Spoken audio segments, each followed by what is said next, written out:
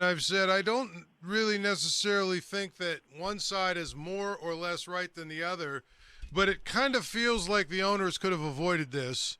And I'm not saying it's 100% their fault, but it does kind of feel like they are a little more at fault than the players. Oh, I'm with you there. I'm with you there, and on both accounts, they've both done things that are wrong and ridiculous. And I think the biggest fault here, and it's shared by both of them, is just a inability to read the room. It's just realizing how this looks right now. And that's not to say they shouldn't sit down and argue what's best for their business. And I'm not saying like anybody should just give up and get railroaded. It's just if you're going to be sitting in a room, you're going to be talking, you're going to be trying to get this done, just shut up. Just shut up. Nobody wants to hear it. Doesn't mean your issues aren't important. It's just they don't want to see constant leaks. But to your first point, Paul, like with this doesn't have to be this way. You're right because the owners locked out the players back in December. Okay, that's a strategic move. You don't want them to be able to walk off the job. I think people get that. Why wait 43 days to make an offer? You are sort of it's your league. You're the adult in the room, so to speak. You're the one that it's incumbent on you to make an offer. You are the employer, not the employee. And so for that reason, I don't like how it went down because, I mean, right now, wouldn't a couple of those days really be nice? And you wasted all that time. And so I fault the owners more than the players, but I'm just careful in trying to describe this that I do think both sides deserve some blame. Yeah, I mean that's just the way it is. What did you make of the Derek Jeter stepping down? Is that good for baseball or bad? I think it's bad for baseball that you lose somebody like that who's really considered a pretty popular person, within the sport and even outside the sport. Yeah, I'd like more context, but on the surface, I agree with you. I mean, it's never a good thing when somebody like Derek Jeter walks away. When I saw the stuff that you probably saw about his sort of thought going into it is not the same as it is now. And that's a shame when that sort of stuff happens. That you go into this thinking like we're going to have these resources or we're going to have this mission or whatever, and that changes. I mean that stinks, and the Marlins are less for it. Major League Baseball is less for it, but I want to acquire a little bit more context. The one thing I did, I was talking to somebody about this today that like you couldn't have hung on to that one a couple more days. Like of all stories, that's the one that's going to break, and it's not like it leaked. I mean, they had a Zoom call with the entire Marlins organization to tell them. I found it weird that like on baseball's day of reckoning, here's Derek Jeter just walking away from the Marlins. Yeah, that is true. That's crazy if you think about it. It really is. Now you're down in spring training, and unless I saw the videos wrong, it looks like you actually got to see a few players on the field today. So that's got to be that's got to be a good change of pace for you.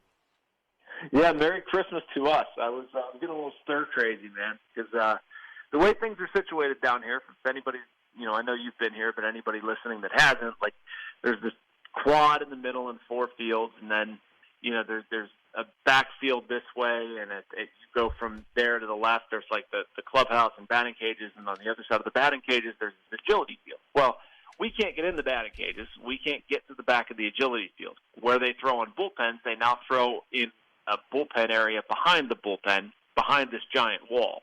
So, like, you don't get to see a whole lot.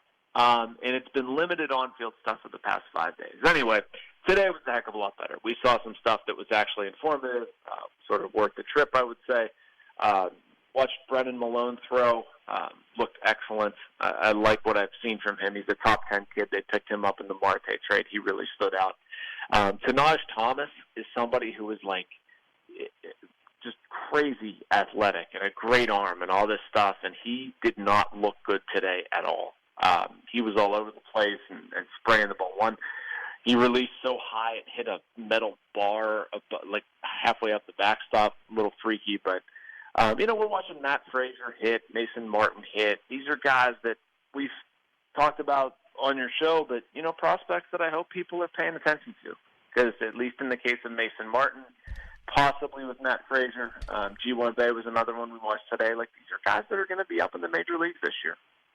Yeah, I mean, I think that's good. So what will they just be working out? Will you start to see some, some like simulated games and things of the such? What is going to go on?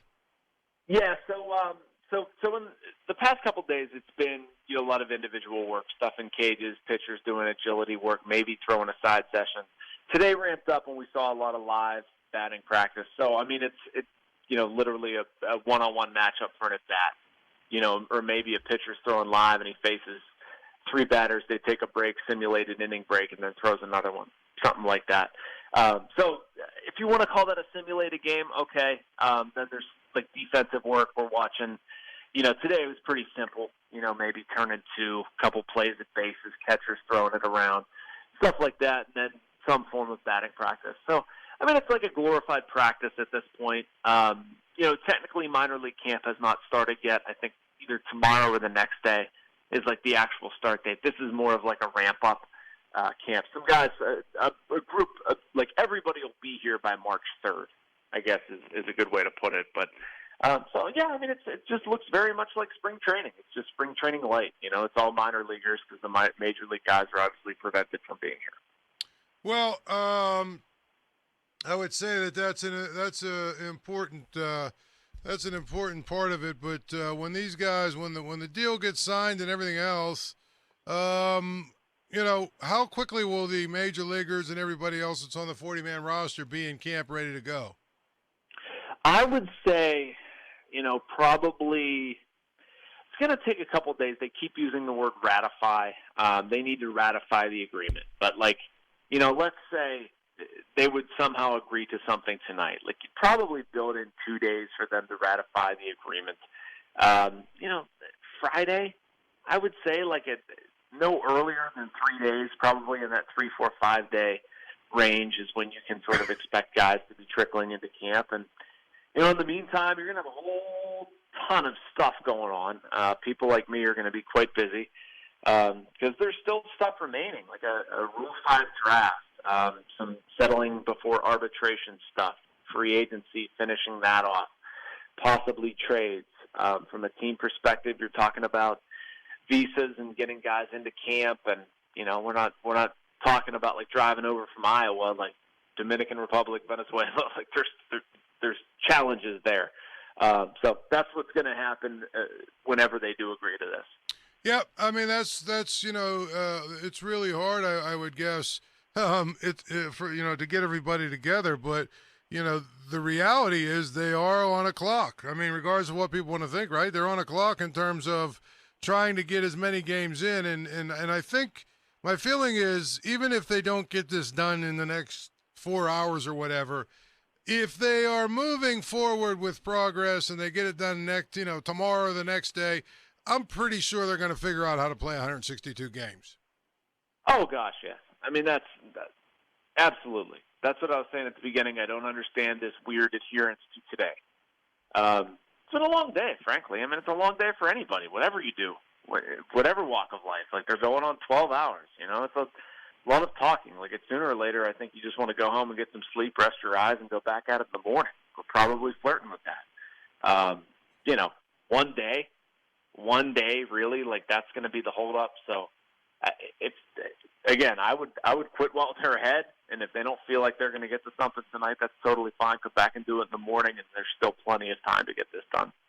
There's no question. And, Jason, I appreciate you jumping on and taking some time, and hopefully it gets more exciting for you down there over the next few days and next week, a few weeks or whatever, with respect to actually seeing players come down and people work out and all the other stuff. And I'm talking about the guys on the major league roster. Of course, Paul. Thanks, man. Thanks for having me. Have a good night.